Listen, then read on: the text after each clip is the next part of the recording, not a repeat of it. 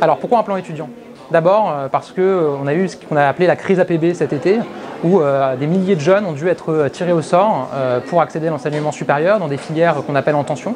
Et beaucoup d'entre eux sont restés sur le carreau pendant de longs mois.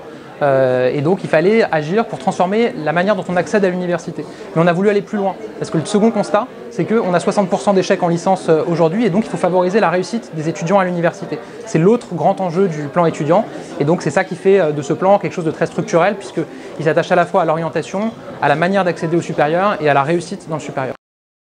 La vraie différence entre Parcoursup et APB, c'est que Parcoursup n'est pas uniquement une plateforme d'affectation dans le supérieur, c'est une vraie plateforme d'aide à la décision.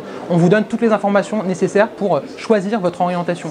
Des informations sur les attendus qui sont nécessaires pour réussir dans les différentes filières, sur les débouchés de ces différentes filières en matière d'insertion professionnelle, en matière de réussite dans d'autres masters éventuellement, les informations en termes de capacité d'accueil. Voilà, tout ça est sur la plateforme et ça vous permet de choisir en connaissance de cause, parce qu'on sait qu'un des gros problèmes de la procédure précédente, c'était le manque d'informations. Alors pour les lycéens, dès cette année, il y a de grands changements puisqu'on parie vraiment sur l'orientation. C'est là qu'elle est la clé de la réussite. Orientation avec 2 professeurs principaux, avec des semaines de l'orientation pour mieux les informer et avec évidemment cette nouvelle plateforme qui va leur permettre d'avoir toutes les informations nécessaires pour décider de leur orientation.